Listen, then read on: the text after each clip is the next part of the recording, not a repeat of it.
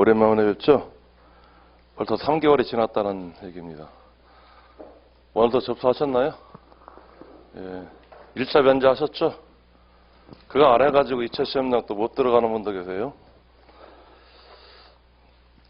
서청 작성이 작년에 몇 가지 변화된 부분들이 있는데 아마 2015년도 10월 1일부터 서초법상 이자가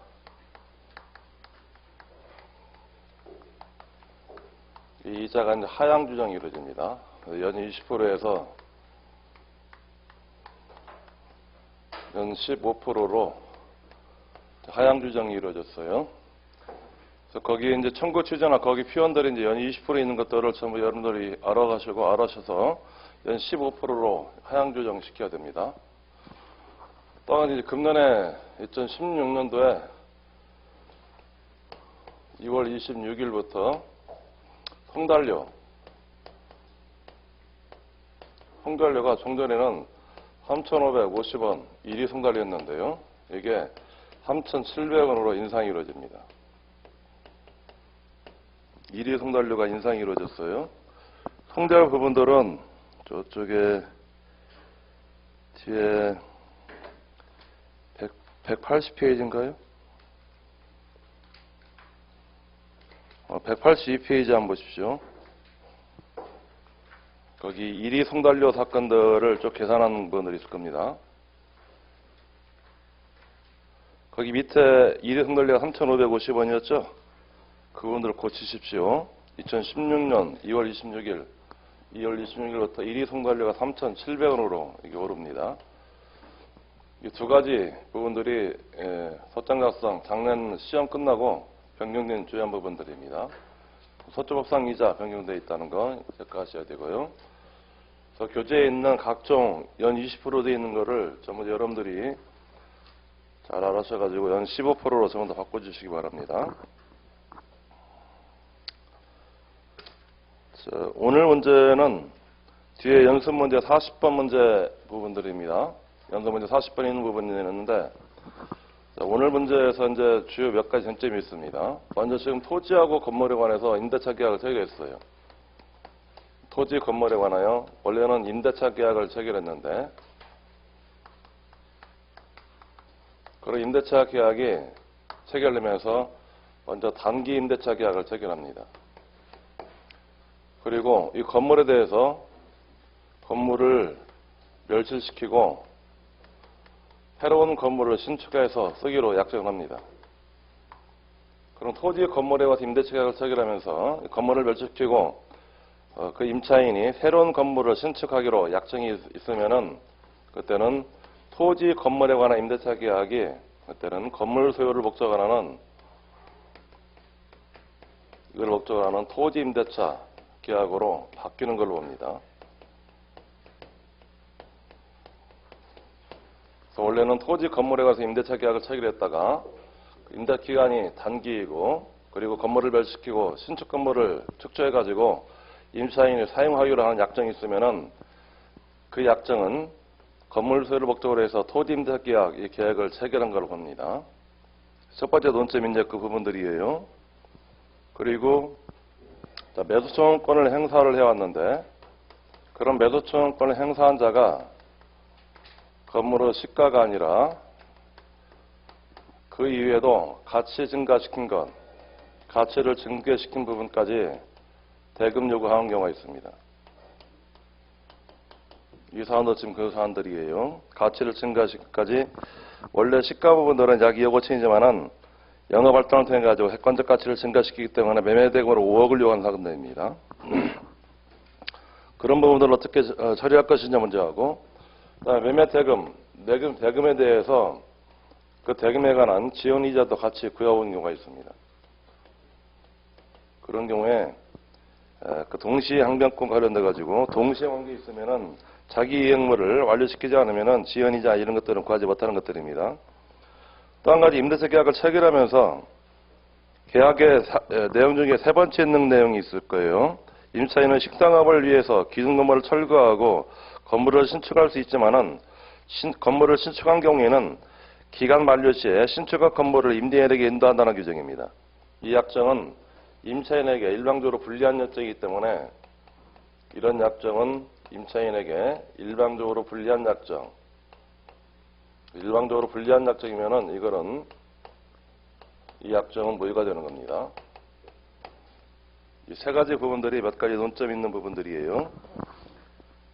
결국은 토지 임대차 계약으로 변경된 그 사건에서 지금 토지 임차인이 자기 기반 건물에 관해서 매도청구권을 행사한 경우에 그런 토지 임대인이 어떻게 그런 청구를 할 것인지 하는 문제들입니다.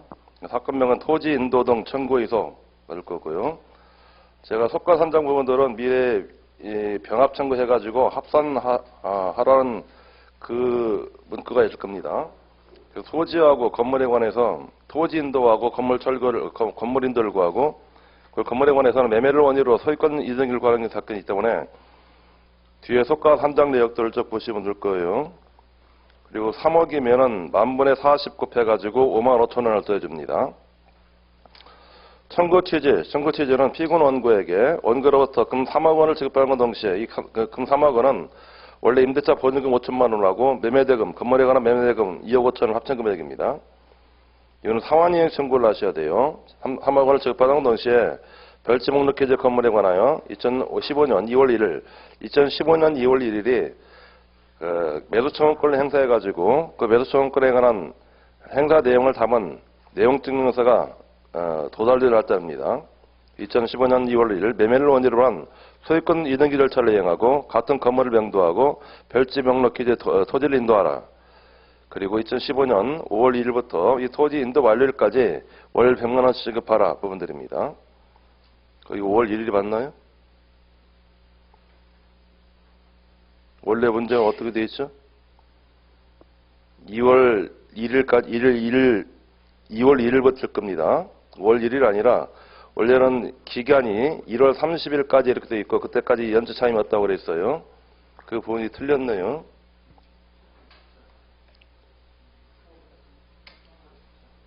4월까지 현재까지 4월까지는 연체 차임 지체가 없는 부분들이 있죠. 4월까지는 연체 차임 지체가 그렇게 되어 있네요. 그 문제는 맞습니다. 그 5월 1일부터는 맞습니다. 그리고 이 가지평 부분들은 건물명도 부분하고 토지 인도 부분, 그리고 금전지급 부분, 일부에 관한 가지평 부분들입니다.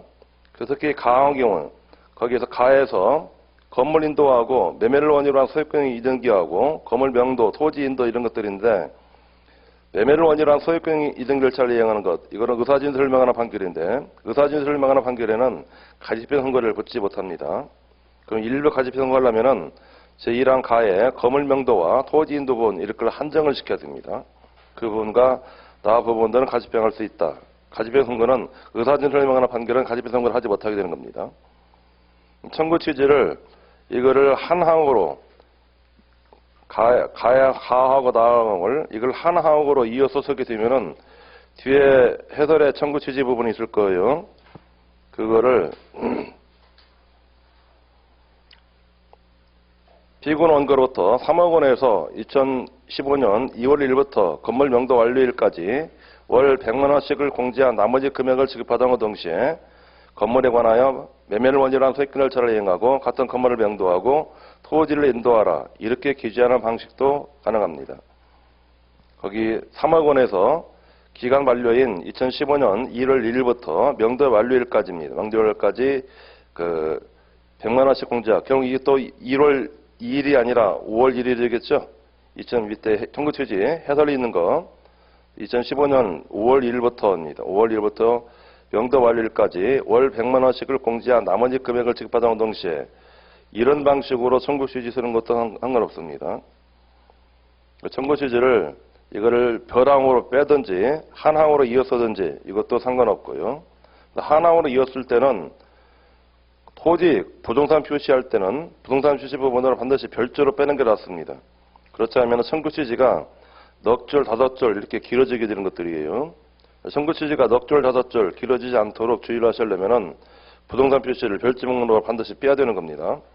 부동산 표시를 별지 목록으로 빼면은 반드시 별지 마지막 부분에다가 끝이라는 용어를 빠뜨리지 않도록 주의를 하셔야 되고요. 그 청구 원인에서는 토지 임대차 계약을 체결했고 목적물 인도하고 임대차가 종료된 겁니다. 청구권을 사실은 토지 임대차 계약 체결했고 목적물 인도됐고 임대차가 종료돼 있고 그 상태에서 상대방이 매수 청구권 행사하기 때문에 건물 철거가 아닌 건물 명도를 구해야 되고 그 매수 청구권 행사하면서 상대방이 객관적 가치를 증가액 5억 원을 요구하고 있는데 그 5억 원 청구가 타당한지 여부입니다. 그 경우는 매수 청구권 행사 시에 건물의 매수 가격 산정 방법 일반적으로 시가 상대액을 의미합니다. 물론 시가는 감정가가 주어지면은 감정가를 시가로 보시면 돼요. 그리고 상대방이 지금 매매 대금에서 지연 이자를 구하고 있는데 그런 지연 이자를 구하게 되면 구하는 경우는 상대방의 주장 사실에 대해서 원고 입장에서는 양 관계가 동시이행 관계이기 때문에 동시이행 항변권 존재 자체로 지연 이자, 지연 혜택은 발생하지 않습니다. 그거를 검토하셔야 되고요. 그 밖에 동시 관계 있다는 것과 임료 상당의 부당이득을 구하는 것, 특히 임료 상당의 부당이득은 우리 청구 취지 부분에 있기 때문에 왜 100만 원씩 그를 지급을 구하는지 이거는 청구 원인에서 반드시 기재를 하셔야 됩니다. 그래서 임료 상당의 부당이득을 구하는 것이고 결론적으로 청구권에 관한 내용들입니다. 이거는 제가 가급적 부분들을 줄여가지고 실제 시험장에서 쓸 수 있는 분량만큼만 일부러 줄였어요. 자, 이거 30분, 40분 동안 쓰게 되면 어느 정도 페이지로 쓰게 되나요? 지금 바뀐 답안지 양식으로 쓰면은 대충 몇 장 정도 남아요? 몰라? 몇 장 써서 쓰셨나요? 석 장 반 정도는 쓰셔야 돼요. 5페이지. 5페이지 분량입니다. 그래서 5페이지 분량. 이 서장 작성은 5페이지 분량으로 작성하는 것이 가장 바람직한 부분들이에요. 그러려면은 5페이지 작성하죠? 대답이 없어요. 5페이지 정도는 작성하셔야 돼요. 최소한도로 5페이지입니다. 5페이지 정도가 30분 동안 쓸 수 있는 가장 적당한 부분입니다. 그러면은 그냥 칸띄우기 잘 하시면 돼요. 칸띄우기를 우리 소장 한 다음에 다 실무적으로 오른쪽 에 소가를 산정하고 그에 따라 인지값을 산정을 합니다. 여기 소장 쓰면은 여기 한 2칸 정도 해가지고 띄우십시오. 그리고 인지대까지 쓰면은 마찬가지로 2칸 정도 띄운 다음에 오른쪽으로 당사자를 쓰면 됩니다. 원고 누구 쓴 다음에 주소 쓰고 그 다음에 연락번호 쓰고 여기도 한 2칸 정도 띄우십시오. 그 다음에 피고 이런 식으로 칸 띄우기를 충분하게 되면은 그냥 쉽게 석장을 그냥 넘어갑니다. 그렇게 여유롭게 하셔야 돼요. 여유로운 방식으로. 그리고 여기 한 장에다가 당사 표시만 쓰시기 바랍니다. 그리고 사건명까지 해가지고요. 먼저 한 페이지에다가 사건명까지 끝인 다음에 청구 취지가 여기서 길지 않으면은 여기 청구 취지 같이 쓰는 게 낫지만은 청구 취지가 길면은 그거를 별명으로 하고 멸을 넘기시면 됩니다. 멸을 넘기셔가지고 청구 취지 이렇게 해가지고 이것도 마찬가지 띈 다음에 2랑 쭉 쓴 다음에 띄고 2항 또 쓴 다음에 띄고 3항 이렇게 해가지고 청구 취지를 그냥 한 면으로 그냥 채우십시오. 웬만하면요. 여유롭게 해서 청구 취지가 좀 길다 그러면은 이것도 한 면으로 한 게 낫습니다. 그 다음에 청구 원인 이렇게 해가지고 청구 원인 부분들은 못보다는 한 장 반 정도는 이제 쓰셔야 됩니다. 한 장 반 정도예요. 그리고 나머지는 이제 첨부 서류나 입증 방법, 제출 일자, 법원 명치 이런 것들을 마무리 시키게 되면은 청구 원인에서 한 장 반 정도, 청구 취지에서 한 장, 이거를 한 1면 정도, 그리고 앞부분들이 1명, 뒷부분 1명 하게 되면은 충분하게 석장 반, 서장까지는 쓰여집니다. 이 사안들은 우리 종전에는 기출문제 한번 볼까요? 17위 기출문제 한번 보십시오. 17위 기출문제에서는 그런 매수청구권이 건물 매수청구권이 인정되지 않는 사안들입니다. 그래서 인정되지 않는 사안에서 토지 소유자가 토지 인도와 건물 철거와 그 다음에 퇴거를 구하는 그런 소송들의 소장들이 17위에 한번 출제된 바가 있습니다. 그리고 이제 17위에 반대되는 그 사항들이에요. 17위 문제에서는 그런 매수청구권이 인정되지 아니한 사안으로 출제했지만은 앞으로 출제가 되면은 결국 매수청구권이 인정되는 경우, 건물 매수청구권이 인정되는 경우에 어떻게 소장을 쓸 것인지 이 문제가 앞으로 이제 출제될 수 있는 그 문제들이에요. 기존 문제들은 매수청구권이 부정되는 사안이기 때문에 부정되는 사안은 가장 기본적인 사안이었었고요. 매수청구권이 인정되는 경우에는 어떻게 해결할 것인지 이 부분들이 출제 가능성 있는 부분이라 그렇게 생각해서 제가 이번 선안에 첫 문제로 그 문제를 출제를 했습니다. 자, 교재 보도록 할게요. 자, 소장에서 가장 기본적으로 쓸 사항들이 먼저 표제를 씁니다. 소장이라는 표제를 씁니다. 우리가 반소를 제기할 때는 반소장, 항소를 제기하면 항소장 이렇게 씁니다. 소장이라는 표제 이거를 쓰게 되고요. 물론 우리 시험은 전부 다 1심 사건에 관한 1심 민사 사건 이 부분만이 이제 출제가 이루어집니다. 그래서 가다 사건이나 비정 사건 이런 것들은 출제되지 않습니다. 소장이라는 표제를 쓰고요. 그다음에 제일 위쪽에다가 당사자, 적부터 당사자를 유로 기재합니다. 그 다음에 이 사람의 주소를 기재하고, 주소 기재할 때는 주소라는 용어 이거를 쓰지 않고 바로 이름자의 첫 글자 첫 부부터 주소를 맞춰서 쓰면 되는 겁니다. 물론 원고한 다음에 주민등록번호는 반드시 이제 기재를 하셔야 돼요. 판결문에는 주민등록번호가 나타나지 않습니다. 판결문에 나타나지 않지만은 그러나 소장이나 이런 것들은 주민등록번호를 반드시 이제 기재하셔야 됩니다.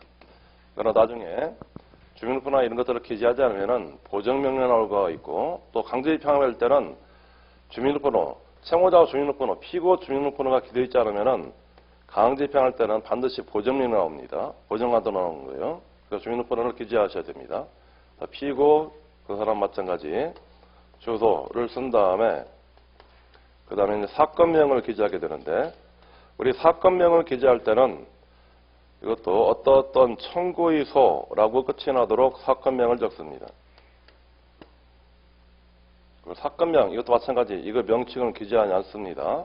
그냥 어떤 청구의소 그런 사건명을 기재하고 그리고 사건이 여러 개이다. 병합사건이다. 병합사건이면은 조진사건을 쓴 다음에 등 청구의소라고 표시하면 됩니다. 아마 병합사건이 가장 많이 출제가 이루어질 거예요. 병합사건은 어떤 등 청구의소라고 씁니다.